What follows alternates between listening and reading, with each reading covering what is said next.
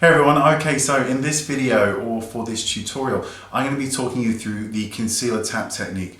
Now, just before Christmas, I got to spend the day with Charlotte Tilbury and learn from her. I wanted to learn from her.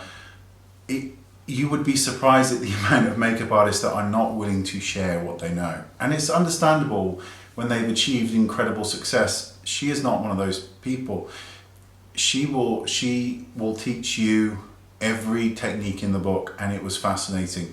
For years I've applied concealer with a beauty blender sponge, and it's a great way of doing it. This technique is probably one that most of you probably do, but I did not do and did not do for 15 years, and now I'm doing it. The whole point of skin is to have gorgeous glowing skin that looks real, and you always want your foundation to look the most beautiful, I think, of everything, because it has to look gorgeous. With this technique, you use the least amount of foundation possible. So I've had IPL, as you know, if you've seen another video. So my skin's pretty good, but I use Chantecaille's Real Skin Foundation and applied it a tiny amount to my face. And then I pre-concealed, which is how I'm going to show you. Every day our skin is changing. Some days you've got wonderful skin and other days it's more problematic.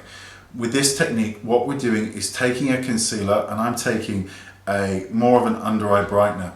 And we're finding areas on the face. So let's just say you're covering under eyes. I always start just underneath the eye and I take it there. Then I take my finger, I prefer the middle finger because it's multi-purpose. But you can take your ring finger, which is how most people do it. And all you do is tap. You don't rub, because then you're rubbing off all the foundation, or you're rubbing the concealer off, it's going in the wrong places. You tap. You don't tap hard, especially if you're tapping on somebody else's face. And what this does is it disperses the product where you want it.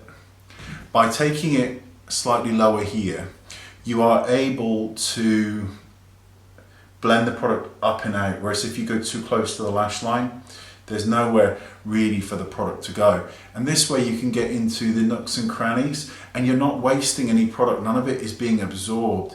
And this patting and pressing motion is keeping the product where you want it without disrupting it and moving it all about the place, which can happen with a beauty blender sponge. But there's so much wastage on this. It's such a great tool, don't get me wrong. This is just another technique, but one that was so simple and so easy to learn that I was not doing it.